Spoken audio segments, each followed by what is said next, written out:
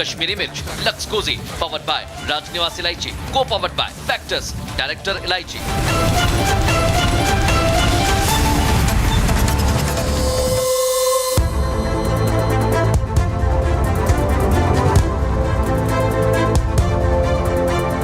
नमस्कार दर्शकों, मैं हूं ऐश्वर्या कपूर और आप देख रहे हैं मेरे साथ पूछता है भारत। और आज ऐश्वर्या के एजेंडा में जब मैं आपसे बात कर रहा हूं, कुछ क्षण पहले उत्तर प्रदेश के मुख्यमंत्री योगी आदित्यनाथ गवर्नर आनंदीबेन पटेल से मिलकर आए हैं, लेकिन उन सभी के लिए बहुत हताशा भरी खबर है जो ये सोच रहे थे कि क्या कैबिनेट का रीशफल कर रहे हैं बाबा।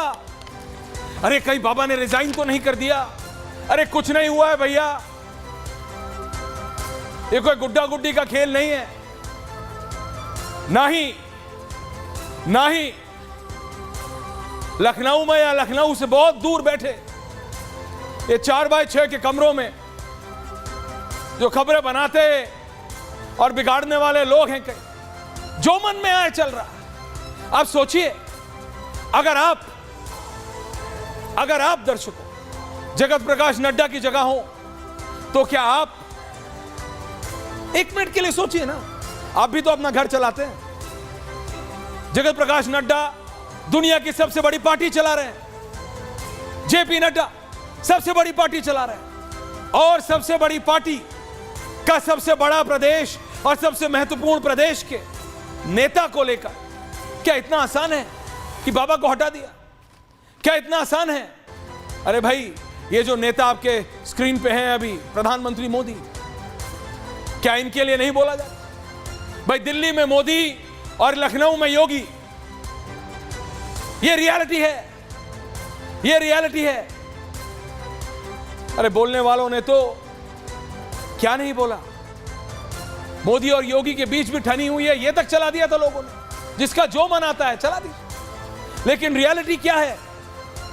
और सूत्रधार दिल्ली और लखनऊ के बीच में स्ट्रैटेजी बनाने वाले हैं अमित शाह। ये जो तिकड़ी है दर्शकों,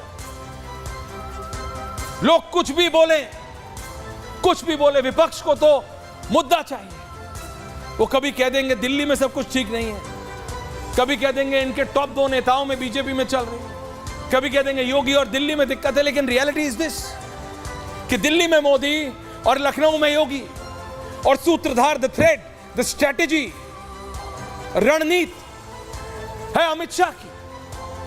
हां, यह बात सही है कि बीजेपी में खलबली उत्तर प्रदेश में मची हुई है, वो इसलिए कि समाजवादी पार्टी ने 2024 के जनरल इलेक्शन में जो प्रदर्शन किया है वो बीजेपी के लिए परेशान करने वाला है, और होना भी चाहिए किसी भी पार्टी के लिए। उत्तर प्रदेश में अगर आप नंबर 2 पोजीशन पे हैं तो आपको अपने नेतृत्व, वहां के नेतृत्व से और केंद्रीय नेतृत्व से सवाल पूछना पड़ेगा। प्रधानमंत्री की जीत की मार्जिन अगर कम होती है तो बीजेपी को आत्ममंथन करना पड़ेगा, और करना चाहिए। सवाल पूछे जाने चाहिए, और सिर्फ सवाल नहीं, उनके प्रॉपर जवाब भी आने चाहिए। प्रदेश अध्यक्ष की जिम्मेदारी है, क्या बाबा की नहीं है? वो मुख्यमंत्री प्रदेश के, कोई नहीं बच सकता या नकार सकता कि उत्तर प्रदेश में जो बीजेपी के 24 के जो रिजल्ट आए, आप 33 पे, वो 37 पे, समाजवादी पार्टी आपसे आगे है। आप कह रहे थे 60+, कोई कह रहा था 62+, कोई कह रहा था भैया पूरे सारी सीटें ये निकाल के लेके जाएंगे। आई कितने? सबके साथ दिक्कत है। लेकिन दर्शकों, जब ग्राफ ऊपर जा रहा होता है, जब गाड़ी ऊपर चल रही होती है, जब आपकी स्पीड एरोप्लेन की स्पीड के हिसाब से होती है, आप पक्षियों से बात कर रहे होते हैं, उस समय लोग कहते हैं सब ठीक है, सब कुछ अच्छा चल रहा है। उस समय आपकी जीत का श्रेय लेने वाले 1000 लोग आ जाएंगे, और राजनेता भी तो इंसान ही हैं, वहां भी पार्टी में 1000 लोग आ जाएंगे। उत्तर प्रदेश में भी क्या बाबा की 2 बार की जीत का श्रेय कितने नेताओं ने नहीं लिया? चाहे वो संगठन हो या सरकार में हो, मैं नाम नहीं ले रहा हूं, जानते हैं आप किस किस ने लिया।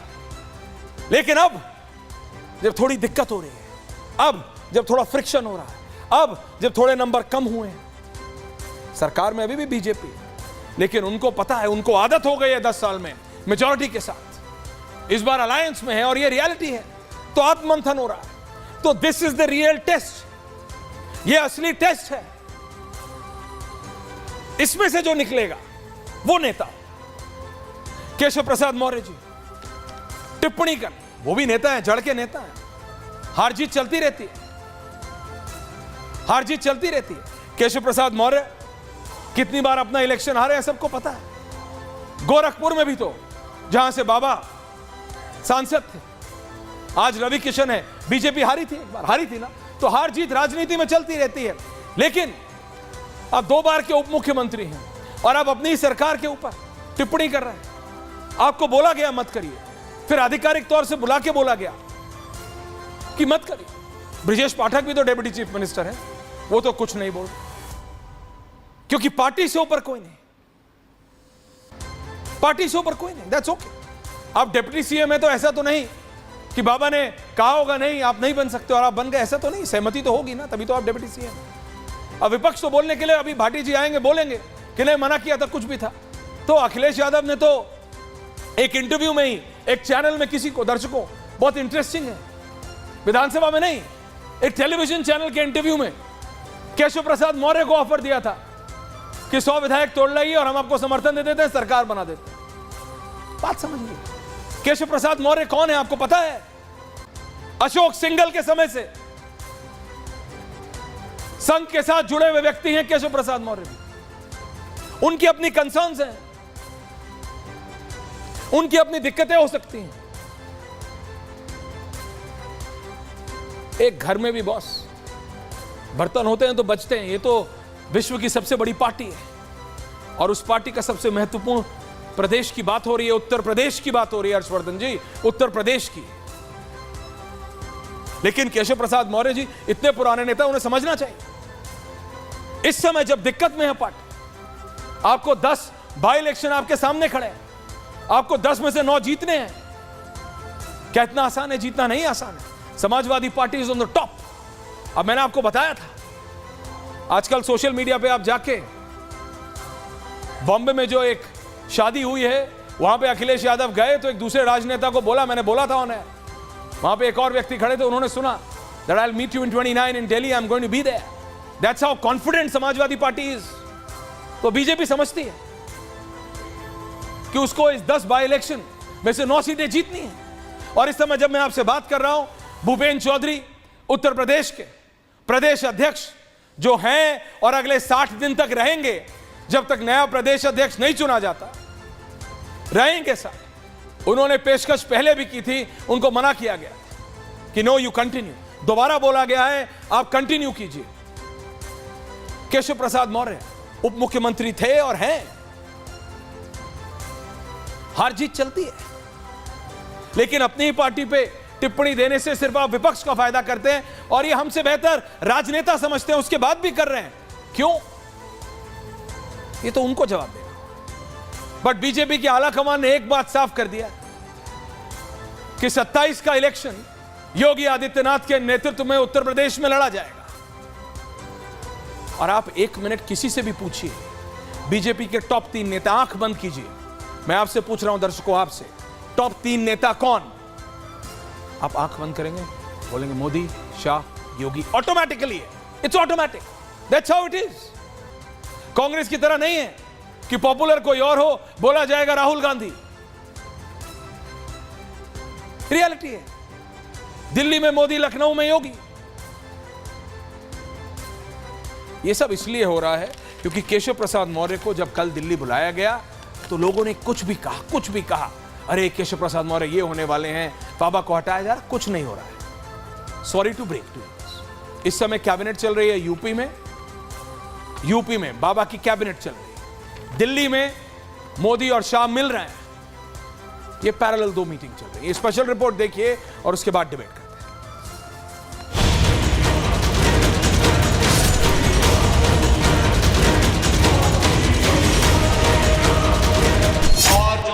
उछल कूद करने का कुत्सित प्रयास कर रहे हैं, मुझे लगता है इनको दोबारा उछल कूद करने का अवसर ही नहीं मिल पाएगा। 14, 17, 19, 22 पंचायत चुनाव, नगर निकाय चुनाव, उपचुनाव में बना रहा यही मोमेंटम 2027 में भी बनेगा। संगठन सरकार से बड़ा है, बड़ा था, बड़ा रहेगा। ये सरकार जो आपस में लड़ रही है, इनके फैसले भी जल्दीबाजी के हैं। भारतीय जनता पार्टी के लोग आपस में लड़ करके और कुर्सी की लड़ाई में पूरा एडमिनिस्ट्रेशन खत्म कर दिया। कोई नाराजगी नहीं, सब मिठे सामने लोग बाहर। ये विपक्ष के पास कोई मुद्दा रह नहीं गया है, वो खाली बस ऐसे ही एक शगुफा छोड़ता है कि ये चल रहा वो चल रहा। ये सभी का मत बना कि 10 की 10 सीटें हमें जीतना है। संगठन सरकार दोनों महत्वपूर्ण, संगठन सरकार दोनों महत्वपूर्ण है। प्रेम शुक्ला जी भारतीय जनता पार्टी के राष्ट्रीय प्रवक्ता हैं, हर्षवर्धन त्रिपाठी जी वरिष्ठ पत्रकार है, राजकुमार भाटी जी समाजवादी पार्टी के। देखिए कैसे बहुत स्माइलिंग चेहरा राजकुमार भाटी जी का। राहुल देव जी वरिष्ठ पत्रकार, ओमकारेश्वर जी वरिष्ठ पत्रकार, रेणु मित्तल जी भी जुड़ेंगे। लेकिन सबसे पहले मैं भाटी जी के पास जा रहा हूं और प्रेम शुक्ला जी के पास जा रहा हूं। किनका फोन कट गया शर्मा? किनका फोन कट गया? भाटी जी का फोन कट गया। भाटी जी परेशान मत होइए, आपका फोन ही कटा है, कुछ और नहीं, कोई दिक्कत नहीं। आप जो चाह रहे थे, आपके नेता जो चाह रहे थे, वो नहीं हुआ, वो नहीं हुआ। प्रेम शुक्ला जी समाजवादी पार्टी चाह रही थी, हर्षवर्धन जी और राहुल देव जी को भी ले आइए, 4 लोगों को ले आइए। भाटी जी की पार्टी और नेता पूरे शिद्दत से चाह रहे हैं कि बाबा हट जाएं किसी तरह, विपक्ष तो चाह रहे हैं। लेकिन प्रेम शुक्ला जी, केशव प्रसाद मौर्य क्या चाह रहे हैं जी? Why is he making such comments? किसी भी, और वो तो संगठन से जुड़े हुए नेता हैं, वीएचपी से जुड़े हुए नेता हैं, अशोक सिंघल जी के समय से के साथ काम करते हुए आते नेता, उन्हें बीजेपी की प्रणाली, काम करने की प्रणाली बहुत अच्छे से पता है। वो इस तरह का क्यों काम कर रहा है? जी देखिए ऐश्वर्य जी, केशव जी चाहते हैं कि 2027 में एक बार फिर भारतीय जनता पार्टी उत्तर प्रदेश में 2017 वाला जो प्रदर्शन था उसको दोहराए। तो ये हर कार्यकर्ता की ही इच्छा होती कि उसकी पार्टी जो है वो सफलता के शिखर को चूमे। आदरणीय केशव प्रसाद जी चाहते हैं कि भारतीय जनता पार्टी 2029 में 80 में से 80 सीटें या उसमें डिलिमिटेशन में जितनी सीटें उत्तर प्रदेश में हो वो 100% भारतीय जनता पार्टी जीते। तो केशव प्रसाद मौर्य जी जो हैं वो बात जो कह रहे हैं कि संगठन जो है वो सबसे बड़ा होता है। आदरणीय अटल बिहारी वाजपेयी जी 1966 में उनके मैं जीवनी में पढ़ रहा था, तो वो भोपाल में प्रशिक्षण शिविर में भारतीय जनसंघ के उनका वक्तव्य था, वो कह रहे थे कि संगठन सबसे बड़ा है। वही बात जो है 1974 में लाल कृष्ण आडवाणी जी कह रहे थे। यही बात जो है 1995 मैंने अपने कानों से सुना है, जब मुंबई में जो है भारतीय जनता पार्टी का राष्ट्रीय परिषद हुई थी और यशोभूमि और रेस कोर्स मैदान पे, तब भी आदरणीय आडवाणी जी और अटल जी यही बात कह रहे थे। और 2016 में यही बात मोदी जी कह रहे थे। भारतीय जनता पार्टी का हर कार्यकर्ता यही बात करता है। तो आदरणीय केशव प्रसाद मौर्य जी हों, आदरणीय योगी आदित्यनाथ जी हों, आदरणीय भूपेंद्र चौधरी जी हों, आदरणीय नड्डा जी हों, अमित भाई हों, मोदी जी हों, सब जो भारतीय जनता पार्टी की रीत नीति है कि हमारे यहाँ कार्यकर्ता सबसे महत्वपूर्ण इकाई है, हमारे यहाँ संगठन जो है वो सर्वोपरि है, इसी बात को दोहरा रहे हैं। अब इसमें जिन दलों में जो है संगठन नहीं परिवार है, कुछ लोगों का जो है वो एक चौकड़ी होती है, कहीं कहीं किचन कैबिनेट होता है, कहीं कहीं दरबार होता है। तो जहां दरबार की संस्कृति है, जहां किचन कैबिनेट की संस्कृति है, जहां परिवार के बाहर कुछ जाने न पाए वो संस्कृति है, वहां उनके लिए आश्चर्यजनक लगेगा कि भाई संगठन सर्वोपरि कैसे हो सकता है। लेकिन भारतीय जनसंघ से लेकर भारतीय जनता पार्टी तक इस संगठन का नियम, इस संगठन की मान्यता, इस संगठन में हर कार्यकर्ता का जो संकल्प है वो संगठन सर्वोपरि का ही है। और केशव जी वही बात स्मरण करा रहे हैं। आपने बहुत सिंपली रख दिया, लेकिन क्या राहुल देव जी इतना सिंपल है? मैं समाजवादी पार्टी के नेता भाटी जी के पास जाता, लेकिन उनका नेटवर्क बार बार कट रहा है, मैं राहुल देव जी के पास जा रहा हूं। और प्रेम जी, आपने बहुत सिंपली से एक जैसे लाइक एन एबल स्पोक्सपर्सन, एक कुशल प्रवक्ता की तरह आपने उससे निकलने की कोशिश की कि नहीं मेरी पार्टी में सब कुछ ठीक है, कोई दिक्कत नहीं है। केशव जी ने यही तो कहा है कि संगठन सर्वोपरि है, संगठन सब कुछ है, बिल्कुल है। लेकिन जो हो रहा है प्रेम शुक्ला जी आपको दिख रहा है और वो गलत है। Yogi is the most popular leader in Uttar Pradesh, आपको पता है ये बात। योगी ने जो नरेंद्र मोदी जी ने कहा था कि ना खाऊंगा ना खाने दूंगा, उसको इंप्लीमेंट किया यूपी में। लेकिन जो अभी 24 में हुआ, इससे पहले नहीं हुआ। 24 में जैसे रिजल्ट खराब हुआ है, ये सब होने लगा है। और आप इसको कुशलता से इससे निकलना तो चाह रहे हैं, but it's not that easy. जब तक इस तरह के बयान बंद नहीं होंगे, ये सब चलता रहेगा। राहुल देव जी, ऐश्वर्य जी, Sir, what's your viewpoint? Yogi ji स्वयं कहते बोलिए हैं सर, कि आप बोलिए, मोदी जी आप बोलिए। सबसे लोकप्रिय नेता है। बोलिए प्रेम जी, क्या क्या कह रहे हैं प्रेम शुक्ला जी, बोलिए ना। योगी जी स्वयं कहते हैं कि योगी जी स्वयं कहते हैं, बारंबार कहते आए हैं कि मोदी जी सर्वोच्च बिल्कुल है। लोकप्रिय नेता है। Absolutely। योगी जी भी लोकप्रिय नेता है, केशव जी भी लोकप्रिय नेता है, देवेंद्र फडणवीस जी भी लोकप्रिय नेता है, भजनलाल भी लोकप्रिय नेता है, शिवराज सिंह चौहान भी लोकप्रिय नेता है, मोहन यादव भी लोकप्रिय नेता है। बहुत बढ़िया। भारतीय जनता पार्टी के तमाम नेताओं की लोकप्रियता है। नहीं, अब आप उन लोकप्रियता की कोई प्रतिद्वंदिता नहीं चल रही है। अब आप बल्कि पॉलिटिकल बात कर रहे लोकप्रियता हैं। अब जो आप है, मुझे अगर ये उसको बोलेंगे, सामूहिक ढंग से भारतीय जनता पार्टी के हित में जो है उसका सदुपयोग किया जाए। नहीं, अब यही आप प्रयास अगर चल ये रहा है। अगर अब आप ये बोलेंगे कि नेताओं के बीच में कोई प्रतिस्पर्धा नहीं होती है, तो मैं ये मानूंगा कि you are being as political as you can be. ये मैं मान नहीं सकता। ये आप भी जाते हैं प्रेम शुक्ला जी, प्रवक्ताओं के बीच में होती है। ये तो आप मंत्रियों के बात में बात कर रहे हैं। Rahul Dev ji, I want your analysis on it and graphics please. Bhati ji का फोन ठीक कीजिए। ओंकारेश्वर जी आ रहा हूं। राहुल देव जी, सर। हर्षवर्धन जी आ रहा हूं। देखिए सब कुछ वैसा ही होता जैसा अभी बताया जा रहा है। और ये ब्रह्म वाक्य सुनकर मैं समझता हूँ कि भारतीय जनता पार्टी के सभी लोगों को बहुत सांत्वना मिलेगी। तो फिर हम ये बहस ही बेकार कर रहे हैं, ये पूरी चर्चा बेकार है, क्योंकि कुछ है ही नहीं कहीं।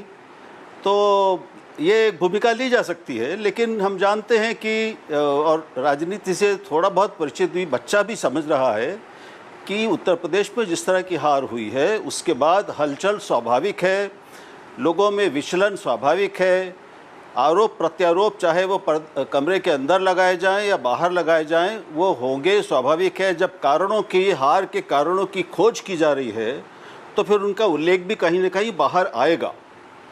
और जब एक बार कारण खोजे जाते हैं तो वहीं चर्चा रुकती नहीं है, मंथन आगे भी जाता है कि भाई उसके लिए जिम्मेदार कौन है। तो कुछ प्रवृत्तियाँ, कुछ फैक्टर्स जिम्मेदार, परिस्थितियाँ जिम्मेदार होती हैं, कुछ व्यक्ति जिम्मेदार होते हैं।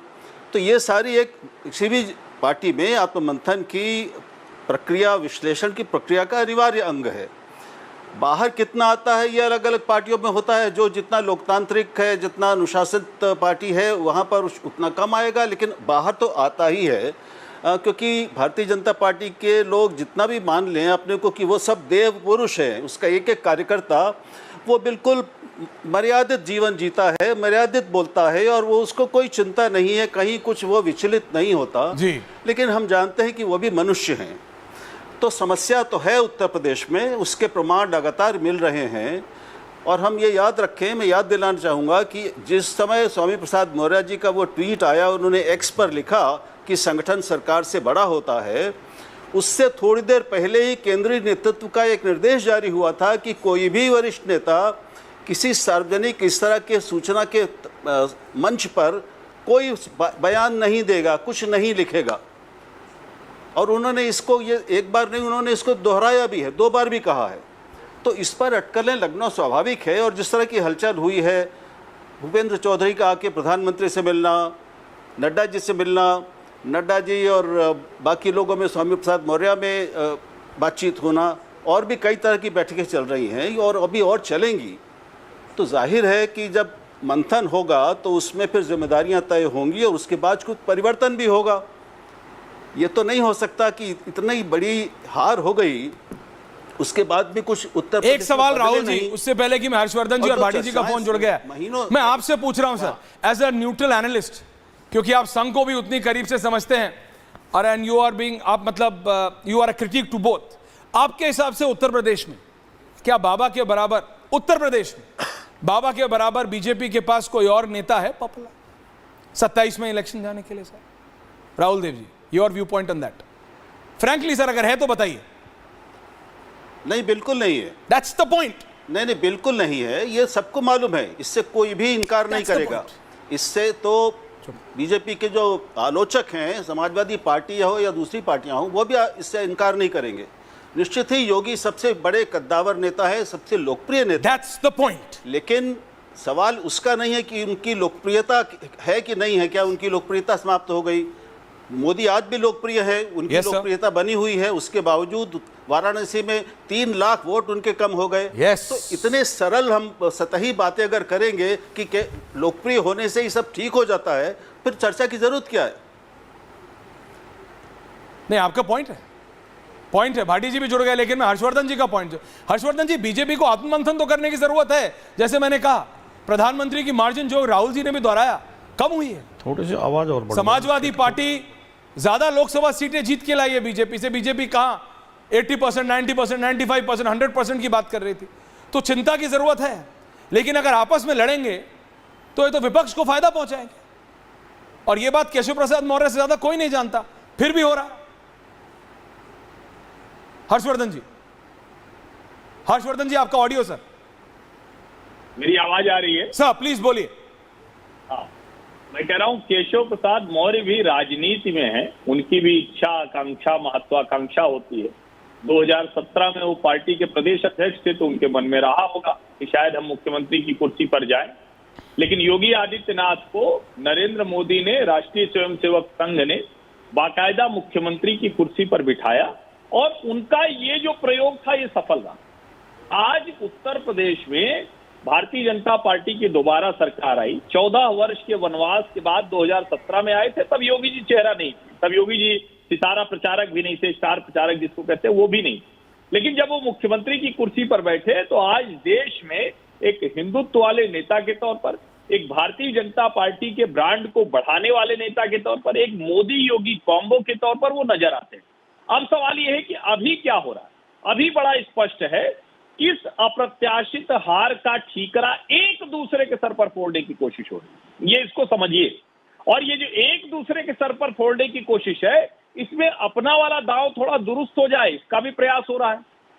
मुझे इसमें जरा सा भी कोई गुंजाइश नहीं दिखती है कि योगी आदित्यनाथ को उत्तर प्रदेश की मुख्यमंत्री की कुर्सी से हटाया जाएगा, मुझे जरा सा भी गुंजाइश नहीं दिखती। केशव प्रसाद मौर्य अपनी जो चीजें हैं उसको लेकर जा रहे हैं, और मुझे अब जो उत्तर प्रदेश में दिख रहा है, पिछले 2 हफ्ते से कैबिनेट की मीटिंग में केशव जी नहीं शामिल हुए हैं, शायद ब्रजेश पाठक भी नहीं शामिल हुए, और भारतीय जनता पार्टी को ये सोचना पड़ेगा कि क्या ये जो उप मुख्यमंत्री के तौर पर संतुलन बिठाने की कोशिश होती है, ये कारगर है क्या?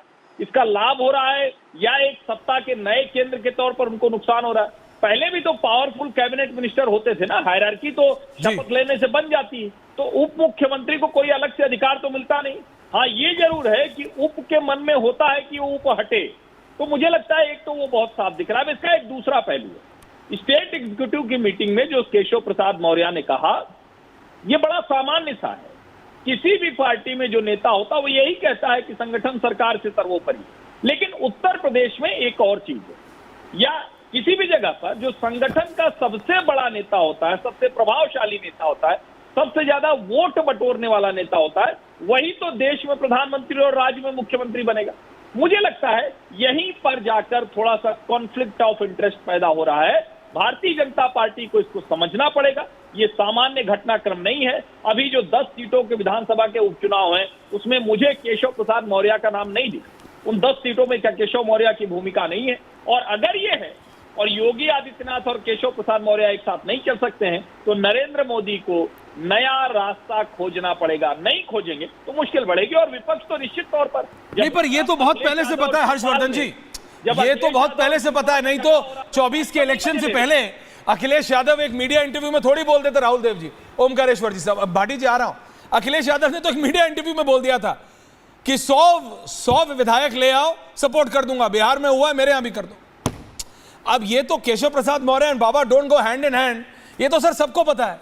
ये तो अगर मैं कल किसी इंटर्न को रखता हूं उसको भी पता होता है सर, जो थोड़ा बहुत खबरें देखता है, क्योंकि ये नेता आप भी जानते हैं हर्षवर्धन जी, ऑन कैमरा क्या बोलते हैं, ऑफ कैमरा क्या बोलते हैं। ऑफ कैमरा तो कौन नेता क्या बोलता है वो आपको मेरे से बेहतर पता है हर्षवर्धन जी, आप जानते हैं, आप लखनऊ मेरे से ज्यादा ट्रैवल करते हैं। ओमकारेश्वर जी, आपको पता है exactly there are off camera तो नो होल्ड्स बार्ड है दर्शकों, नो होल्ड्स बार्ड। कई ऐसी चीजें जो हर्षवर्धन जी या राहुल देव जी नहीं बताएंगे आपको, वो तक बोल देते हैं नेता, बोलते हैं। लेकिन राजकुमार भाटी जी को मैं मजा आ रहा है। आदरणीय राहुल देव जी की बात से सहमत हूँ। हाँ बोलिए, भाटी जी से सुन लीजिए पहले। बोलिए सर, आप बोल लीजिए, फिर भाटी जी के पास जा रहा हूँ। उनका फोन लाइन अब स्टेबल है। मैं आदरणीय राहुल देव जी की बात से सहमत हूं कि अगर कुछ हुआ ही नहीं होता तो इतनी सारी बैठकें, इतने सारे एनालिसिस, इतने सारे रिव्यू नहीं हो रहे होते। फैक्ट ये है कि 63-62 से सीटें घट के आपके 33 आ गई हैं, और ये इसलिए ज्यादा चिंता की बात है कि अगर आप पिछले विधानसभा चुनावों को देखें तो वही योगी जी जो बहुत पॉपुलर थे 2017 में, 2022 आते आते उनकी सीटों में 57 कमी आ गई। 57 सीटें कम हो गई थी, 312 से घट के 255 आ गए थे। तो एक डिक्लाइनिंग ट्रेंड दिखाई दे रहा है बीजेपी में, उत्तर प्रदेश में। वहां उस समय शुरुआत में ऐसा भी हुआ था कि कई सारे लेजिस्लेटर्स जो है वो छोड़ के गए, सपा के भी कुछ गए थे बीजेपी में, लेकिन एक 10 लोगों का चंक जो है वो छोड़ के कांग्रेस में चला गया था। तो ये जो देखिए, मुझे ऐसा लगता है कि इसके 3 एस्पेक्ट हैं। एक तो आपकी पब्लिक मैसेजिंग क्या है, आपने जिस उत्तर प्रदेश को एक लेबोरेटरी बनाया हिंदुत्व का, राम मंदिर का, क्या वो सक्सेसफुल हुआ? क्या आपको लगता है कि अब इसी मुद्दे पे हम आगे चुनाव लड़ेंगे तो जीत जाएंगे, या आपको रिव्यू की जरूरत है? उसी तरह से आपको रिलीजन एक इशू के तौर पे वो कितना कारगर हो रहा है या नहीं हो रहा है, या लोग उससे फेडअप हो रहे हैं, उसको देखना पड़ेगा। संविधान जिसके बारे में भ्रम फैलाया गया, आप उसको क्लैरिफाई समय पे नहीं कर पाए या ठीक से नहीं कर पाए, उसका आपको असर पड़ा। मैसेजिंग। दूसरी बात यह है कि पब्लिक रिलेटेड जो आपके डेवलपमेंट है, आप डेवलपमेंट कर रहे हैं, लेकिन आप ऐसा काम नहीं कर पा रहे हैं जिससे रोजगार बढ़े, महंगाई कम हो, लोगों को अवसर मिले। और तीसरी बात यह है कि संगठन के अंदर के लोग कितने खुश हैं आपसे, कार्यकर्ताओं को कितना मौका मिल रहा है। अब बड़े वरिष्ठ नेताओं को यह कहना पड़ा है कि थाने में, तहसील में पिछले 42 साल में इतना करप्शन नहीं देखा। तो आपको इन तीनों लेवल पे ऑनेस्ट एनालिसिस करना पड़ेगा, तब आप, ये ठीक बात है जो बात हर्षवर्धन जी कह रहे हैं कि एक दूसरे पर ठीकरा फोड़ने की कोशिश हो रही है कि किस पे ठीकरा फोड़ा जाए। अगर मुख्यमंत्री ये कह रहे हैं कि ये अति आत्मविश्वास, तो अति आत्मविश्वास तो भाई चीफ मिनिस्टर आप हैं, तो या तो आप सीधे सीधे प्रधानमंत्री को कह रहे हैं कि उनका अति आत्मविश्वास, लड़ाई आप लड़ रहे हैं। फिर वहां उस कैंप से ये भी खबर आई कि जो टिकटों का बंटवारा था उसमें उनकी नहीं चली और केंद्र के नेताओं की चली। तो ये जो आपसी सिर फुटौल है, इसको आपको दूर करना पड़ेगा। अभी 60 दिनों की आपने मोहलत प्रदेश अध्यक्ष को दी है, कल को प्रदेश अध्यक्ष बदलेंगे उपचुनाव के बाद, या मुख्यमंत्री भी बदलेंगे, ये देखने की बात है। तो ये 3 तरफ अगर आप ठीक से एनालिसिस करेंगे और उससे निपटेंगे, तभी फ्यूचर में बीजेपी को थोड़ा बेहतर दिखाई दे सकता है। मुझे ऐसा लगता है जैसे आपने हरियाणा में किया, आपको पहले ही लग गया कि मनोहर खट्टर बहुत अनपॉपुलर हो रहे हैं, तो उनको आपने हटा लिया। आपको लग रहा है बाबा अनपॉपुलर हो रहे हैं? तो आपने राहुल देव जी की बात सुनी। उत्तर प्रदेश में भी या तो केंद्रीय नेतृत्व तो अपने सर पे ये जिम्मेवारी ले, क्योंकि प्रदेश अध्यक्ष के स्तर पर जिम्मेवारी दे के, और जहां तक केशव मौर्य की बात है, डिप्टी सीएम भाटी जी आ रहा हूं। Deputy CM is almost equivalent to chief ministers. Almost. पर ब्लेम देने की बजाय देखिए, आप लोग वरिष्ठ पत्रकार हैं, आप लोगों को पता है डिप्टी सीएम और सीएम में क्या फर्क होता है। ये सर कोई इंग्लिश का टेस्ट नहीं है कि आप बोल रहे हैं किसी को पढ़ा रहे हैं सिविक्स की, बेटा डिप्टी सीएम और सीएम बराबर होता है। हर्षवर्धन जी समझ रहे हैं? समझिए Omkareshwar ji, you are too senior for me. आप सर, आप बहुत सीनियर है कि मैं आपको बताऊं कि डिप्टी सीएम और सीएम बराबर नहीं होता है सर। जैसे कि डिप्टी पीएम और पीएम बराबर नहीं होता है। आडवाणी जी डिप्टी पीएम थे, पीएम नहीं। कैबिनेट मिनिस्टर आप समझिए सर, आप समझिए डिप्टी सीएम और सीएम बराबर ना था ना होगा। जैसे कि जिन्होंने आपकी पहली किताब का वो किया था,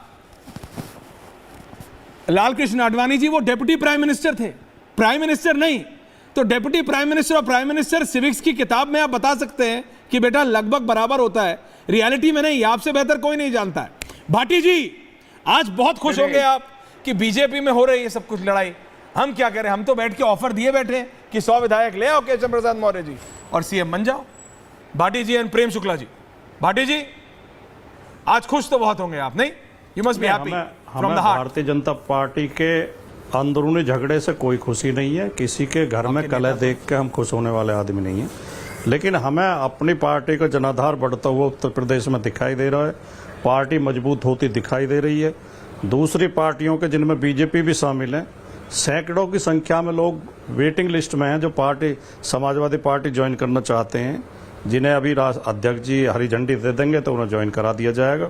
हमें इनकी कलह तो हम दूर से खड़े होकर देख रहे हैं एक दर्शक की तरह, लेकिन उत्तर प्रदेश बीजेपी में जो चल रहा है उसे अगर गौर से देखें, 2 दिन पहले केशव प्रसाद मौर्य बयान देते हैं कि संगठन सर्वोपरि है, और आज योगी आदित्यनाथ जी संगठन को उसकी औकात बता देते हैं जब वो 10 विधानसभा सीटों के प्रभारी तय करते हैं जिन पे उपचुनाव होना है। 10 सीटों पे 30 मंत्रियों को जिम्मेदारी दी जाती है। ना तो वो संगठन से पूछते हैं, ना किसी संगठन के आदमी को जिम्मेदारी देते हैं, ना वो अपने दोनों डिप्टी चीफ मिनिस्टर से पूछते हैं, उनकी कोई सलाह लेते हैं। पीछे योगी जी ने चुनाव के तुरंत बाद, लोकसभा चुनाव के तुरंत बाद मीटिंग बुलाई थी समीक्षा के लिए, उनमें दोनों उप मुख्यमंत्री शामिल नहीं हुए। जब योगी जी मीटिंग करते हैं लखनऊ में, उप मुख्यमंत्री फ्लाइट पकड़ के दिल्ली निकल लेते हैं। अब वो दिल्ली प्रधानमंत्री जी से मिलकर आते हैं, गृह मंत्री जी से मिलकर आते हैं, फिर जाकर प्रदेश के अध्यक्ष मिलते हैं, फिर गृह मंत्री प्रधानमंत्री के पास जाते हैं। तो इन चीज़ों से क्या चर्चा नहीं होगी? क्या लोग आंख बंद करके थोड़ी बैठेंगे? अब जो भारतीय जनता पार्टी के अंदरूनी जो छेद हैं उनमें आप कितनी भी रफूगरी करें, फिर शुक्ला जी करें या कोई और करे, लेकिन वो छेद दिखाई देने लगे हैं। अब जो भारतीय जनता पार्टी के तंबू में जो छेद हुए हैं और जिनसे धूप आ रही है इन पार्टी के अंदर, गर्मी का माहौल बन रहा है, वो सबको दिखाई दे रहे हैं। उनके रफूगरी करने से वो छिपेंगे नहीं। और उत्तर प्रदेश में केवल पार्टी का संगठन के झगड़े की बात नहीं है। हाँ। जो सामाजिक समस्याएं हैं, जिस तरह ओबीसी के साथ लगातार अन्याय हुआ इस सरकार में, जिस तरह पीडीए का शोषण किया गया है, पीडीए नहीं सरकारी नौकरियों में भर्ती होने से जानबूझकर रोका गया है, बेईमानी की गई है परीक्षाओं में, ओबीसी के और एससी के छात्रों को, कैंडिडेट्स को भर्ती होने से रोका गया, उसको लेकर भी पार्टी में और इनके जो गठबंधन में भारी विरोधाभास हैं और दरार हैं, जिनका अनुप्रिया पटेल ने पत्र लिख के कह दिया कि ये बेईमानी हो रही है, और संजय निषाद कह रहे हैं कि जब बुलडोजर चलाओगे, फर्जी मुठभेड़ करोगे तो वोट कहाँ से मिलेंगे। तो इन सारी चीज़ों को हम तो ऑब्जर्व कर रहे हैं, एक ऑब्जर्वर की तरह। बहुत बढ़िया करो। वैसे आप एक बात मैं बता रहा हूँ, मैं दिल की बता रहा हूँ, ऑब्जर्वेशन बहुत सॉलिड है आपकी, ऑब्जर्वेशन में आपकी कोई कमी नहीं है, हैं? ऑब्जर्वेशन में कमी नहीं है आपकी वैसे कोई। लेकिन प्रेम शुक्ला जी, ये आपने बैठे बिठाए इनको थोड़ा सा आनंद दे दिया है जी, बैठे बिठाए आनंद दे, ये तो आप समझते हैं। देखिए प्रॉब्लम है, जैसे कि राहुल देव जी ने भी कहा, हर्षवर्धन जी ने भी कहा, सबने कहा, ओमकारेश्वर जी तो ये तक कह रहे हैं थोड़ा ज्यादा चले जाते हैं, बेचा आई डोंट एग्री, बड़ी चौके सबको ले आइए जी, कि कुछ तो प्रॉब्लम है कहीं जी, उस प्रॉब्लम को आइडेंटिफाई करना है। क्योंकि जब आदमी ऊपर बढ़ रहा होता है, जब पार्टी ऊपर बढ़ रही थी 14 से अभी तक जब बढ़ रही थी, तब तो हर कोई श्रेय लेना चाह रहे थे जी। कई लोग, मैं नाम नहीं ले रहा हूं, बहुत लोग थे संगठन में भी और सरकार में भी जो श्रेय ले रहे थे। अब जब थोड़ी दिक्कत आई है, थोड़ी सी रफलिंग हुई है जी, सरकार अभी भी आपकी है, प्रधानमंत्री आपके हैं, मुख्यमंत्री आपके हैं, लेकिन तभी वो रफलिंग शुरू हो गई कि नहीं मेरी गलती नहीं, तेरी गलती, तेरी गलती नहीं मेरी गलती। अपना डर्टी लिनन बाहर धोएंगे तो ये होगा प्रेम शुक्ला जी, इस सबसे बचा जा सकता है। देखिए कोई डर्टी लिनन किसी के पास नहीं, ना कोई बाहर धो रहा है, लेकिन कुछ लोग जो हैं वो इस दुष्प्रचार में लगे हुए हैं, जुटे। नहीं, आप मानते क्यों नहीं कि केशव जी को बाबा से प्रॉब्लम है? नहीं प्रेम शुक्ला जी, आप तो देखिए वरिष्ठ नेता हैं, आप तो यूपी जाते हैं, आप तो मतलब ऑफिशियली भी जाते हैं। प्रॉब्लम हो तो माने ना। आप क्यों नहीं मानते कि केशव जी को बाबा से प्रॉब्लम है? नहीं, जब प्रॉब्लम हो तो आप कह रहे हैं केशव जी को बाबा से कोई प्रॉब्लम नहीं है प्रेम जी? अब राम गोपाल यादव जी जो है और शिवपाल यादव एक दूसरे से बात नहीं करते। हाँ, प्रॉब्लम है, अभी रियलिटी है। राजकुमार भाटी नहीं, उनकी प्रॉब्लम आपकी प्रॉब्लम से बड़ी है, ये मत बताइए। आपकी प्रॉब्लम है कि नहीं? श्रीमान अखिलेश शिवपाल यादव जी और अखिलेश जी की प्रॉब्लम है, रहेगी हमेशा। पिताजी से माइक छीनकर जो है पार्टी कब्जा कर ली। नहीं, आप उनकी प्रॉब्लम मत बताइए, मैं तो आपका पूछ रहा हूँ भाई, जो है उनकी तो नेक्स्ट जनरेशन में भी है। अक्षय यादव, आदित्य यादव से बात नहीं करते, वो आप छोड़िए, वो बात भाटी जी संभाले, वो मैं भाटी जी से पूछूंगा। मैं आपसे पूछ रहा हूं, आप क्यों नहीं मानते कि केशव प्रसाद जी को बाबा से प्रॉब्लम है? थोड़ा हम उनके बारे में पूछ ले रहे हैं। अरे मैं तो आपसे पूछ रहा हूं आपके बारे में। भारतीय जनता पार्टी आप क्यों नहीं मानते केशव जी को बाबा से प्रॉब्लम है? मुझे भी समाजवादी पार्टी, तो फिर केशव जी डिप्टी सीएम पद से रिजाइन करें, क्योंकि बाबा तो कहीं जा नहीं रहे।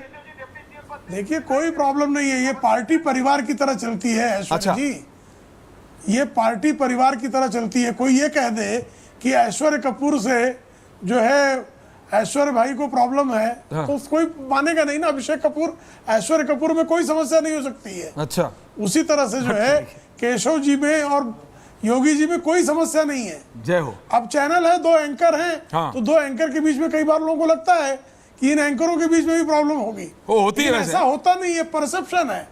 परसेप्शन अभिषेक और मैं तो एंकर नहीं है, लेकिन एंकरों के बीच में भी होती है। वही मैं कह रहा हूँ ना, मैं बता रहा हूँ कि राम गोपाल जी, अभिषेक और मैं तो दोनों रिपोर्टर है, लेकिन मैं आपको बता रहा हूँ होती है एंकरों के बीच में। कई एंकर तो एक साथ बैठे एंकरिंग नहीं करते। चलिए मैंने मान लिया। अब तो आप बता दीजिए कि केशव जी को बाबा से प्रॉब्लम है कि नहीं है। राहुल देव जी चैनल चला चुके हैं, हर्षवर्धन जी ने इतने मतलब अखबारों में काम करा, आप भी तो पत्रकार रहे हैं, आप भी जानते हैं पत्रकारों में कितनी प्रॉब्लम होती है। संस्था में साथ नहीं बैठते, खाना खाने नहीं खाते। चलिए मैंने मान लिया। अभिषेक और मैं तो रिपोर्टर है और हमने स्टूडियो में बैठा दिया, हमें तो दिक्कत होती है। लेकिन आप बताइए केशव जी को बाबा से प्रॉब्लम है कि नहीं है? प्रेम शुक्ला जी रियलिटी पे आइए। अरे केशव जी और योगी जी में कैसे समस्या हो सकती है? ओके। एक तरफ योगेश्वर, एक तरफ केशव है, दोनों एक ही के नाम है। दोनों जो है एक ही के नाम है, एक ही पार्टी को बढ़ाने का दोनों का काम है और दोनों के बीच में बहुत अच्छा सामंजस्य है। हाँ। दोनों जो है हिंदुत्ववादी, दोनों विश्व हिंदू परिषद, और जैसे केशव जी विश्व हिंदू परिषद से आते हैं, योगी जी भी हिंदू जो है हिंदू वाहिनी, युवा वाहिनी चलाने वाले व्यक्ति है। दोनों प्रखर हिंदुत्ववादी है। कैसे दोनों के बीच समस्या? उसमें कोई डाउट नहीं है। मैं उनकी आइडियोलॉजी पे कोई सवाल नहीं कर रहा। वे ऑफ फंक्शनिंग का। हर्षवर्धन जी आप सुन रहे हैं, सबके पास आ। हर्षवर्धन जी, भाटी जी इसका विरोध करेंगे, मैं मान सकता हूं, ठीक है नहीं है। हर्षवर्धन जी मैं आपसे, राहुल देव जी से, ओमकारेश्वर जी से, आई want your neutral analysis on 3 of this. आपको क्या लगता है केशव जी को बाबा से प्रॉब्लम है कि नहीं है? केशव जी भी बहुत सीनियर नेता है, मैंने उनके भी इंटरव्यू किए। वो अशोक सिंघल जी के साथ कितने समय से जुड़े हुए हैं। राम मंदिर के समय पे उन्होंने मतलब उन्होंने मेरे को ऐसे ऐसे एक्सपीरियंसेस बताए कि बोला यार कितना एक्सपीरियंस है इस नेता के पास। तो ये वो भी कोई छोटे नेता नहीं है, मैं नहीं कह रहा हूं कोई छोटे बड़ा, बट पार्टी में जो ज्यादा पॉपुलर है वो आप जानते हैं, वो बाबा है, इसलिए वो सीएम है और वो डेप्यूटी सीएम है। लेकिन आपको क्या लगता है हर्षवर्धन जी, your neutral analysis, Keshav ji को बाबा से प्रॉब्लम है? आपने जो कहा ना कि केशव जी बहुत पुराने नेता हैं, तो विश्व हिंदू परिषद की गौ रक्षा वाहिनी जो थी जी, उसमें केशव प्रसाद मौर्य जी प्रयागराज में काम किया करते थे और वहां से ये निकलकर यहाँ तक पहुंचे हैं। तो बड़ी बात है। उनके मन में एक ये भी बात रहती है कि मैं तो संगठन का व्यक्ति हूं, मैं तो नीचे से आया। योगी जी तो संगठन में थे नहीं। योगी आदित्यनाथ तो भले भारतीय जनता पार्टी के सांसद थे, लेकिन वो संगठन में नहीं थे। तो केशव प्रसाद मौर्य को लगता है कि मुख्यमंत्री की कुर्सी पर उनका पहला अधिकार है। अब ढेर सारे और लोग होंगे संगठन में जिनको लगता होगा कि कुर्सी पर उनका पहला अधिकार है। मुझे लगता है कि भारतीय जनता पार्टी उत्तर प्रदेश में सरकार और संगठन, सरकार और सरकार के बीच में बहुत सी मुश्किलें हैं, बहुत से द्वंद्व हैं, उसको ठीक करना जरूरी है। अगर नहीं ठीक करेंगे तो उसकी मुश्किल आने वाले दिनों में उनको और झेलनी पड़ेगी। नहीं आपको लगता है, नहीं आप भी इतनी आसानी से मैं आपको छोड़ूंगा नहीं हर्षवर्धन जी, आपको लगता है प्रेजेंट सिनेरियो में, प्रेजेंट पोजीशंस में को अगर कोई बदलाव नहीं हो, सीएम डिप्टी सीएम ऐसे ही चलता है, वो ठीक हो जाएगा अपने आप? नड्डा जी ने बुला के बोल दिया मत बोलो, अगले दिन फिर ट्वीट कर दिया, ट्वीट डिलीट कर दिया, फिर ट्वीट कर दिया। आजकल तो एएन, जैसे मैंने कहा, एएनआई पीटीआई के लिए भी वेट नहीं करना पड़ता। हम लोग रिपोर्टर थे, हमारे को दिक्कत थी सर एएनआई पीटीआई से, अखबार वालों को दिक्कत थी टीवी से, कल की खबर आज। सर हम रिपोर्टरों को दिक्कत थी एएनआई पीटीआई से कि हम पहुंचेंगे उससे पहले एएनआई के। आजकल एएनआई पीटीआई को दिक्कत हो गई सोशल मीडिया से। एएनआई पीटीआई की भी जरूरत नहीं पड़ती, एक्स पे फौरन जो नेता सोचता है उसका व्यक्ति या उसकी पीआर टीम ट्वीट कर देती है। हालांकि आप समझिए मैं क्या कह रहा हूं। सोशल मीडिया का एक और बताता हूं, आप चाहे तो उसे चलवा भी सकते हैं। लंबे समय के बाद आज सुबह 9:58 पर केशव प्रसाद मौर्य के एक्स हैंडल से एक पोस्ट हुई है। हाँ। जो पर्यावरण की पोस्ट है, एक पेड़ माँ के नाम। हाँ। और पहली बार मुझे बहुत लंबे समय के बाद, वरना केशव जी की पोस्ट में योगी जी नहीं दिखते, योगी आदित्यनाथ और नरेंद्र मोदी दोनों उस पोस्ट में है। अब आप इसका जो मतलब निकालना चाहे वो निकाल सकते। देखिए इशारे में मैं आपसे कम से कम एक्सपेक्ट करता हूं क्लैरिटी। राहुल देव जी आप मतलब इशारा मत खेलिए। भाटी जी आ रहा हूं, I can see your finger. Bhati ji I can see your finger. Harshvardhan ji, हाँ राहुल देव सर। मैंने स्पष्टता से कहा कि दोनों के बीच में मुख्यमंत्री की कुर्सी को लेकर है महत्वाकांक्षा। Point taken. फिर मैं कह रहा हूं आज 9:58 पर केशव जी की एक पोस्ट है। हाँ। जिसमें योगी जी का भी चित्र लगा हुआ है, लंबे समय बाद, बहुत लंबे समय बाद, दैट्स राइट, पोस्ट में है। So he is accepting. Rahul Dev ji sir, your view. Aishwarya, मुझे एक अंग्रेजी की कहावत याद आ रही थी। ब्रह्मवाक्य सुनते हुए, God is in heaven and all is well with the world, यानी ईश्वर अपने स्वर्ग में है और धरती पर सब बिल्कुल सकुशल है, सब आनंद में है। तो ये एक भूमिका हो सकती है। लेकिन देखिए, हम आपको याद होगा जब योगी जी मुख्यमंत्री नहीं बनाए गए थे और उत्तर प्रदेश में मुख्यमंत्री के पर कौन होगा, कौन बेहतर होगा, इस पर चर्चाएं चल रही थी, तो उस समय जो सबसे मजबूत दावेदारी थी वो केशव प्रसाद मौर्य की थी।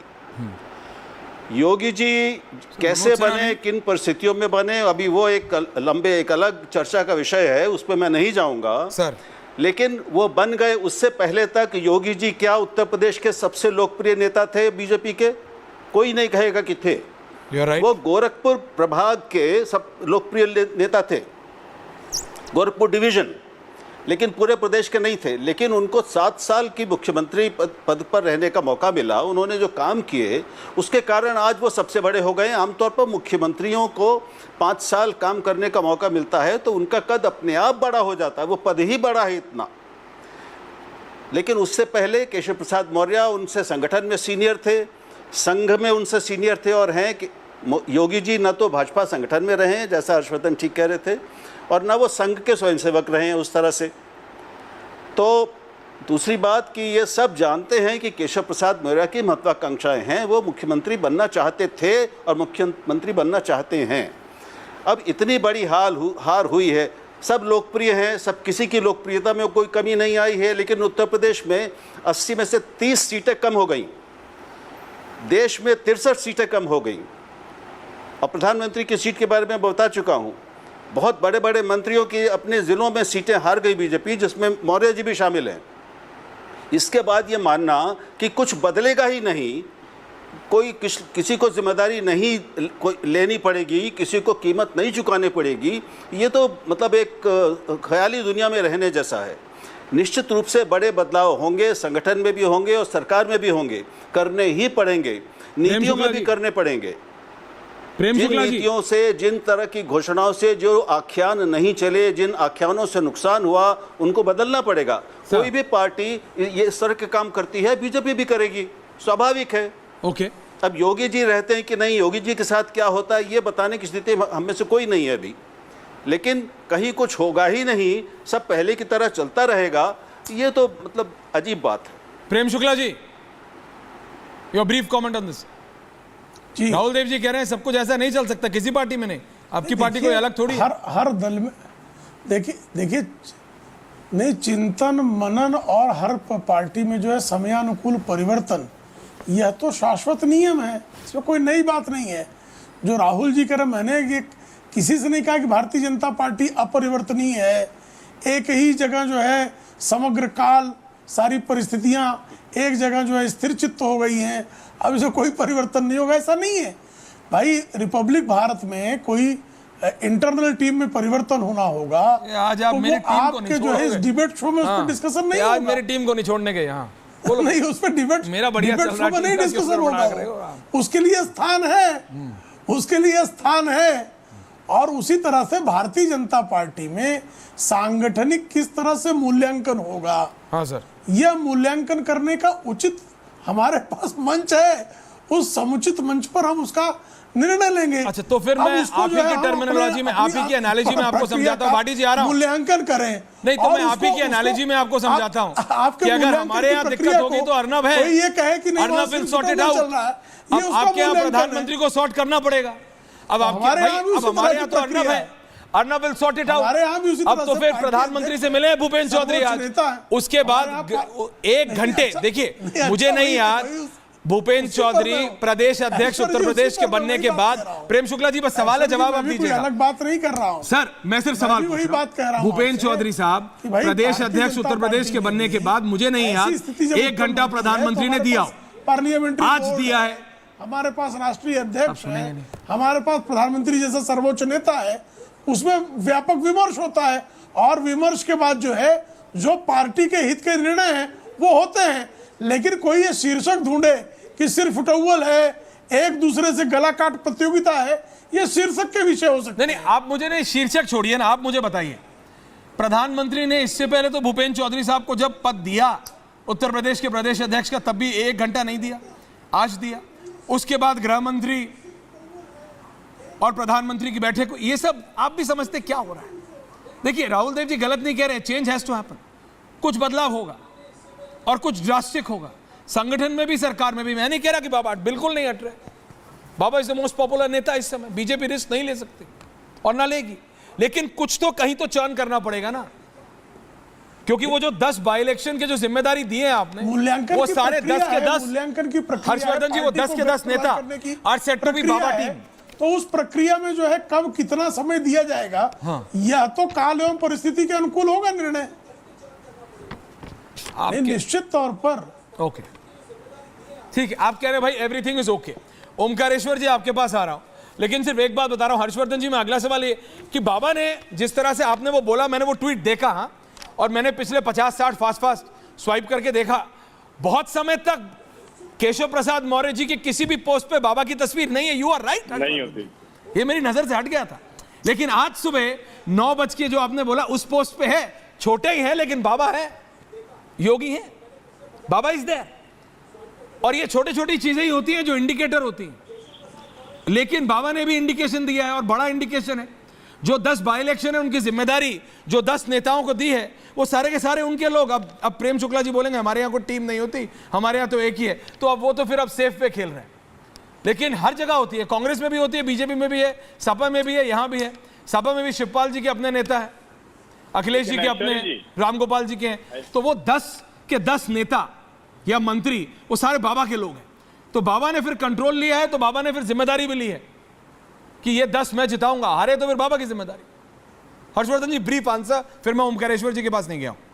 हर्षवर्धन जी मैं ब्रीफ। तो ये कह रहा हूं, अगर आप ये कह रहे हैं कि योगी जी की टीम के सारे मंत्री हैं, तो मेरे लिए खबर है, क्योंकि मंत्रिमंडल में कोई योगी जी की टीम अभी तक बन पाई है, मैं ये नहीं जानता। हाँ। मेरे लिए ये खबर है, और अगर ऐसा है तो फिर तो निश्चित तौर पर अगर उनकी टीम के कुछ मंत्री हैं, तो ये खबर सिर्फ इतनी भर नहीं है कि वो विधानसभा चुनाव के लिए, फिर तो ये खबर है कि योगी आदित्यनाथ उस सरकार को अपने हिसाब से ही पूरी तरह चला रहे हैं।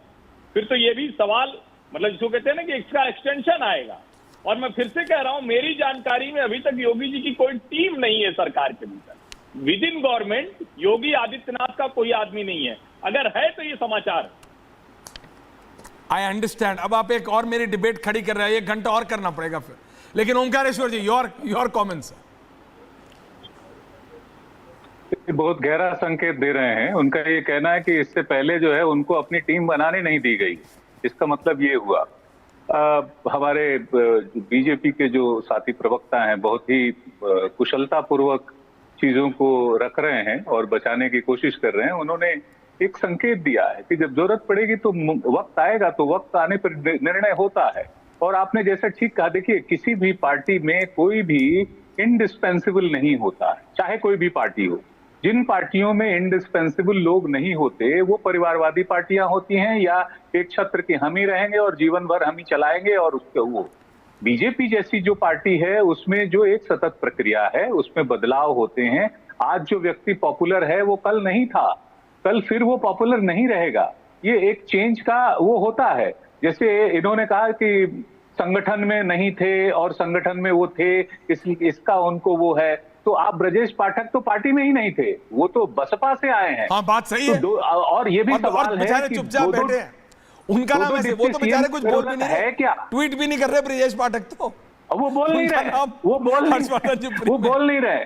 2 डिप्टी सीएम आपने बनाए, तो 2 डिप्टी सीएम को सपोर्ट करने के लिए बनाए हैं या सीएम के पावर को कर्टेल करने के लिए बनाए हैं? आज उन दोनों डिप्टी सीएम्स को मिलके सीएम को मजबूत करना चाहिए था और पार्टी को और पॉपुलर बनाना चाहिए था। इसका मतलब ये फार्मूला ठीक नहीं है और आज उसमें फिर जो है वो महत्वाकांक्षा जग रही है।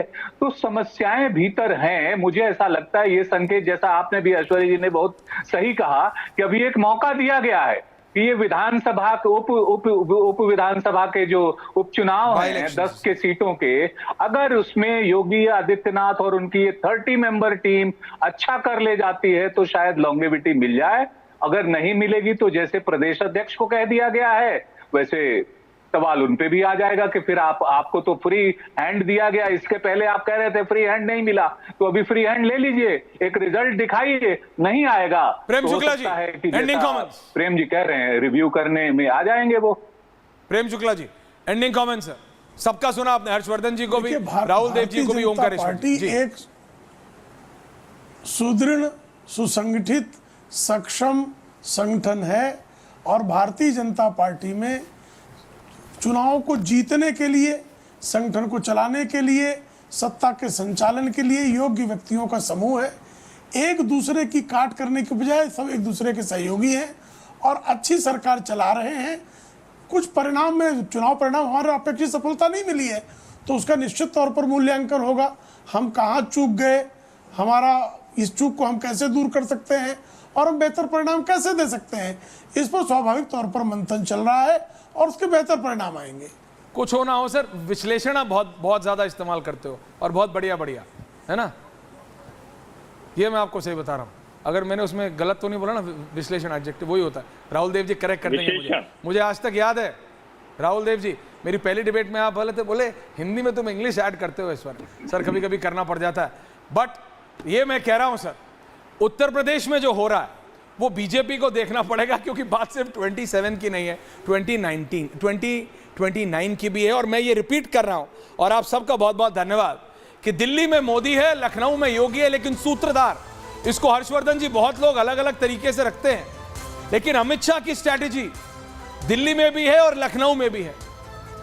कई आकलन करने वाले, एनालिसिस करने वाले अमित शाह की स्ट्रैटेजी को किसी के फेवर में, किसी के खिलाफ रखते हैं, लेकिन मेरा मानना अभी भी यही है कि लीडर जो पॉपुलर है, बीजेपी उसको हटाने का रिस्क ना अभी ले रही है ना सोच रही है। बात सिर्फ इतनी है, जो केशव प्रसाद मौर्य जी ने टिप्पणियां की हैं उसको लेके जो ये सारा शगुफा उड़ाया गया, लेकिन जो मैंने देखा, उन्होंने जो ट्वीट आज सुबह किया है, दर्शकों, ये छोटे छोटे मैसेज होते हैं बड़े बड़े नेताओं के, उसमें योगी जी की छोटी ही है लेकिन तस्वीर जरूर है। इसका बहुत बड़ा मायना भी निकाला जा सकता है। बहुत बहुत धन्यवाद आप सबका, थैंक यू वेरी मच।